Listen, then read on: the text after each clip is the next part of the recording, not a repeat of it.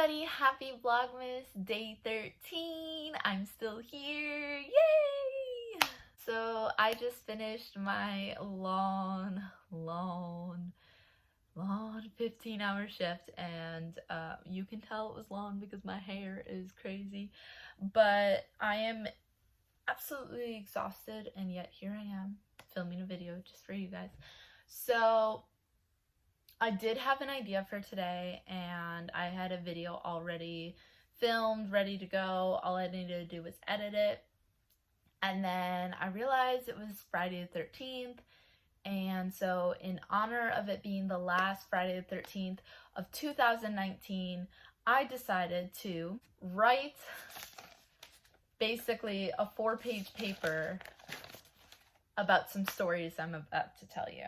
These are 6 stories that are either really creepy or just really weird, and things that just true stories of things that have happened to me.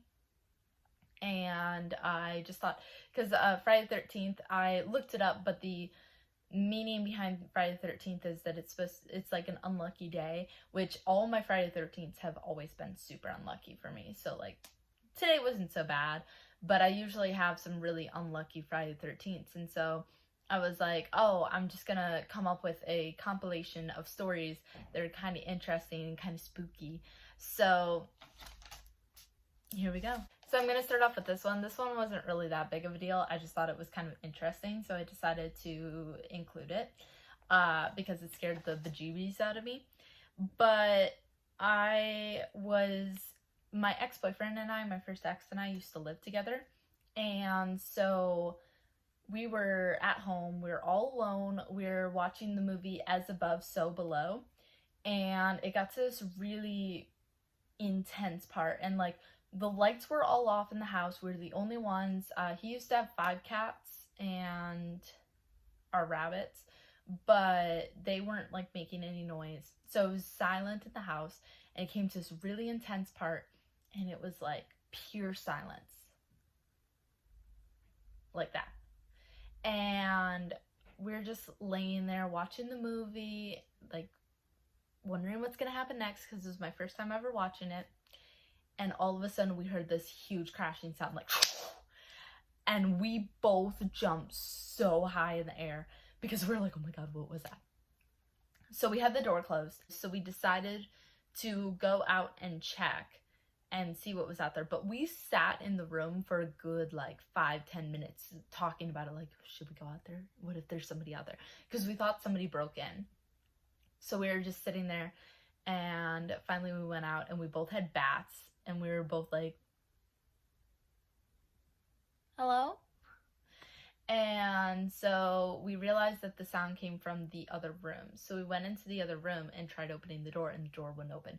So I'm standing there like shaking, thinking that somebody was on the other side and that they were holding the door, because like I've seen enough horror flicks, like, yeah, I know what happens. So finally Jordan got the door open, and it turns out that there were just a bunch of boxes of documents from his mom's work that had collapsed and fallen all over the floor. But it scared the bejeebers out of both of us. We like almost had a heart attack, and then we went back and watched the movie as if nothing had happened. So that one wasn't really creepy, but it's like one of the things that stuck out to me about something scary that's happened to me. Okay, so this next story is a little bit more scary. This is just terrifying because of the timing. But so I was driving home from a study session that I had with some friends, and it was my first semester of college, and I had just gotten my license maybe like a month before, and I was super excited, like driving. But you know, when you first start driving, especially at night, you kind of want to drive slow because I didn't know the area that well, and like I just wanted to make sure that I was driving good and everything like that. So I'm driving like 35, 40 miles per hour down to 45, 50, and I'm like, and I was turning a corner. It was very dimly lit, so I couldn't see very well, and my lights weren't the best. And all of a sudden, there's a person in front of my car, and I slammed the brakes so hard. I was like, So I slammed the brakes really hard, and the person was in front of my car and just slammed his hands on the hood of my car. And I jumped. I was like, oh, I'm gonna die. So I locked the doors quick. And he was wearing all black and was just staring at me like, and I'm just like, oh God, what are you gonna do to me? And he just sat there staring at me, stood there staring at me, and then just walked away. Like it was no big deal. And so I called the cops because I was like, oh my God, did I hit him? Like, what happened? And so I called the cops just to make sure that I wasn't doing anything wrong and that I was in the right and everything. And they told me that this is the third call they had received that night, and that it's something that this guy does. He just hangs out on our jacuzzi and waits for somebody to come driving by, jumps out in front of the car, and apparently he's homeless. So the point is that nobody sees him. He gets hit, ends up on top of their car, and he can sue them or something. I don't know, get a free night in the hospital. That's kind of what they were implying. And I was just like, I almost hit him. Like, I'm 19 and I almost hit this kid. And like, so yeah, that terrified me. I was like terrified to drive on that road for a while. So again, not so like creepy or anything, but kind of scary, something that happened.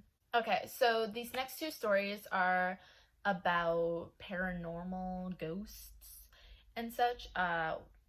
They're both kind of sad a little bit, and I'm sorry about that. The first one is that my same ex-boyfriend I talked about earlier, Jordan, his best friend Brian was dating a girl named Maxine. And a few days after Valentine's Day, she was driving down I-4 going to visit her dad, and she was rear-ended by somebody and she was killed on impact. So that night we had gotten the phone call from Brian and we wanted to be there for him. So we head over to his house and he was still at the hospital, but we went into the house and we were just hanging out. And Jordan and I were sitting there and talking about Maxine. And we were sitting there and we were just talking about her. And all of a sudden we heard like a noise in the kitchen. And then we were like, what was that? Hello? And then we heard it again, and then it got really cold. And we were like, Maxine? Are you here? Like, what is happening? And then Brian came home and stuff. But that was one of our first experiences with a ghost, I guess. Not saying it was ghost, but it was probably ghost. And so we were it was kind of weird. It was just a weird situation. Again, that was a quick story. This next one's a little bit longer. So my Aunt Christy committed suicide last April. Not last April, but in 2018. And we were really close. And she really enjoyed running, as did her daughter, Chelsea, and my dad, which is her brother. And I always talk to her about running this one race, the Space Coast Half Marathon. So after she passed, I decided to run races in memory of her. And one of the races I ran was the Space Coast Half Marathon. That was actually the first half marathon I ever ran, and the first race I ran in memory of her. So I was running, and I don't train for my half marathons. I just kind of go and do it. So I woke up on this Sunday, drove an hour and 20 minutes to get to the Cocoa Beach so I could run this half marathon. And within my first half mile, I was like, this is not going to work out. I can't keep this up. I can't do it any longer. And we were running right by an inlet. So I looked over and I was looking at the water and I was like, I can't. I have to give up. Like, I can't even do 13.1 miles. I can't even walk that. I'm done. And right when I was thinking that, a dolphin jumped out of the water. And I felt this feeling of warmth go over me. And I heard Christy's voice in my head say, you can do it. I believe in you. Don't give up. And I was like, okay. And so I kept running and I did walk, but I didn't stop once. I was like, And I finished in a pretty good time. And like, I felt really good about it. Like afterwards I wasn't sore. Like I felt good. So I feel like that might mean there's something out there beyond. Maybe I'm just crazy, but I believe that she was there with me that day. So All right, now we're gonna get to the craziest 2 stories that I have. So this one is my longest one I wrote. Because I wrote out every detail because I got bored at work today. But this is just stupid Rochelle, stupid 18-year-old Rochelle, thinking she's so cool. Actually, both these next 2 stories happened when I was 18, and they happened within 3 months of each other, so woo! But so I lived in California. I told you guys that. I lived in California for like 2 months when I was straight out of high school. I moved out there to work at a camp, and when I was done working at the camp up in San Francisco, I took a 6-day journey from San Francisco down to LA. So at this time, I was in LA, and I was running late to the bus stop that I was going from my hostel to the bus stop to take me to the airport, the Los Angeles airport. So I was walking to the bus stop, and I had 3 of my suitcases. Like I had 2 suitcases, one big one little one, a duffel bag, and a backpack. So, you know, like I got a lot going on. And I was walking down a hill, and I had all my stuff, and I was struggling. Like, I knew I was gonna miss my bus because it was like 20 blocks away, and I had to get there on that bus or I was not gonna make my flight. So I was wearing, this is the day that my ex-boyfriend was picking me up from the airport, so I was like wanting to look nice for him. So I had my hair all done, I was wearing a strapless dress, and I had a jacket on over it, and I was like, I can't keep this up. Like, I'm not gonna make it. And I saw cars driving by. It's like 4:30 in the morning. So I purposefully kicked my suitcases down on the ground and took my jacket off so that I was wearing just a dress and made it look like I was struggling really hard, which I was, but I made it look worse than it was. And somebody pulled over. And it was an older gentleman, not like older, but like maybe 30s. I honestly don't remember what he was driving. I don't remember what he looked like. I don't even remember fine details because, like, it was so long ago. But he pulled over, asked me if I needed help, and I was like, oh, yeah, that'd be great. I'm just trying to go to the bus stop.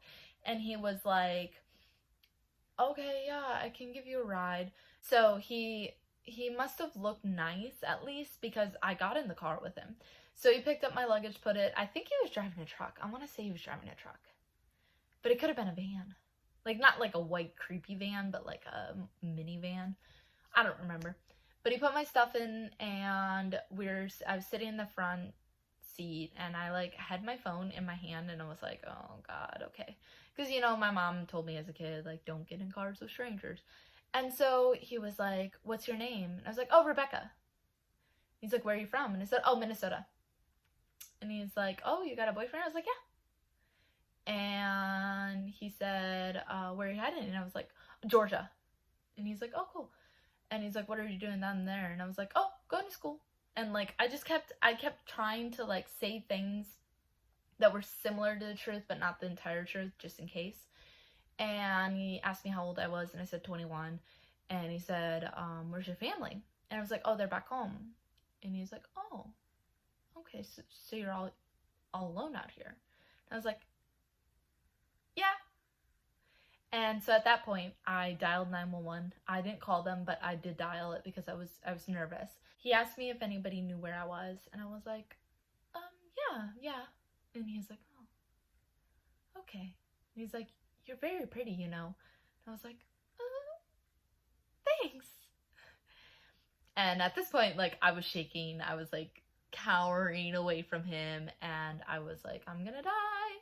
And then he mumbled under his breath something that sounded very similar to, so no one would know if you went missing, huh? And I was like, and then he just pulled over and was like, well, here's your stop. Let me grab your bags for you. And he got out, grabbed my bags, put them down, told me to have a nice flight, and just waved goodbye and left. And I was like, I almost just died. So now, flash forward to like last year, I started listening to a lot of podcasts, and one of my favorite podcast is My Favorite Murder, and on there they talk about how many serial killers there are in California. And I mean, there's serial killers everywhere. But I was just sitting there like, I legitimately could have died that day. Yeah, so don't be naive. Don't be a stupid 18-year-old like me. And like, if you think you're gonna miss your bus, like, figure something out. Call a taxi. So now, here's my last story, and this one is actually, again, just a stupid thing on my end. When I was 18, over spring break, like 2 weeks after I turned 18, my dad decided to take me, his girlfriend, and his girlfriend's 2 daughters to Savannah for like a road trip. So we got down there and we decided to go to the Sorrel Weed House. And they gave us those little like K2s, I think is what it's called. The K2 little, I'll insert a picture right here. But the things that read Paranormal Activity. And they were giving us a tour. They told us about the history of the house. And they basically said like, oh, these are some of the stories that other people on tours have said that they've experienced, and blah blah blah blah blah. And there was this one part where they kind of let us go around the room, and I don't like different rooms. I don't remember the storyline completely, but from what I can remember, and I didn't do research because I'm tired, but from what I can remember, it was like a husband and wife living in this house, and the husband was cheating on the wife and having an affair with the maid. And so I believe both the wife and the maid died, but I think the maid either was thrown out a window or she jumped out a window. I remember somebody fell out a window. So I was in the room where the girl had jumped, fallen, whatever, out of a window, and I was the only one in there, and I was holding the K2, and I was standing there, and I was like, I don't believe in ghosts. And nothing happened. And so I was like, if you're here, show me a sign that you're here. And nothing happened. And so I just want to get this word right, so I'm going to read it off of here.